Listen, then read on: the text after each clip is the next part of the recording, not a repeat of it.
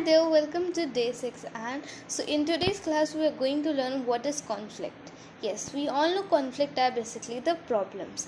So in today's class we are just going to know what is conflict, and conflict is basically a really short topic. It doesn't has any types, it doesn't has any structure or any types like other elements. Okay, so it's really easy. Conflict is basically the problem that is faced by the characters. Okay, now let me show you some examples. Conflict and solution, the problem and its fix. So basically conflict is the problem and solution is the fix. We fix the problem, right? That's the solution. What makes a story exciting?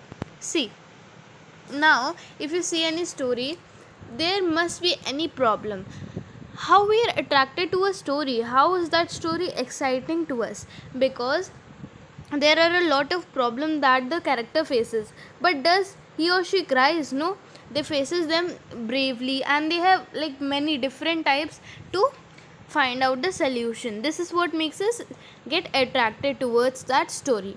So the two things that makes it get exciting is the conflict and the solution. Conflict is the problem and solution is how it's solved. See, for example, you can see here in this picture, here is a weather, right? Just think that these are two friends. Now they want to play outside the home, but what happens that suddenly it starts raining. Now what can they do? The rain starts, so they want to play, right? So they wear raincoats, and if they wear raincoat they won't get wet in the rain. That's the solution they found out. Now see this is the thirsty crow story, right?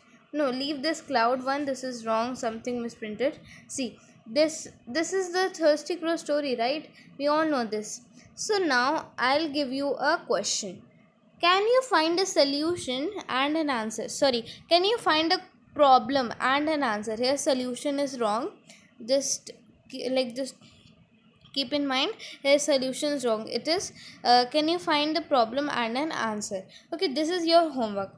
And there is a rule that every story has a problem and an answer for it. It's not like that there is only a problem but no answer, no solution is given to it. No, it's given to it. Like, it depends. In some story there are many parts, right?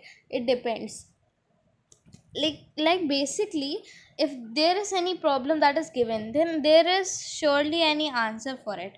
Okay, I hope you understood conflict and solution are today's topic. And if you have any doubt regarding today's day, then you can ask from me in the comment section below. Thank you.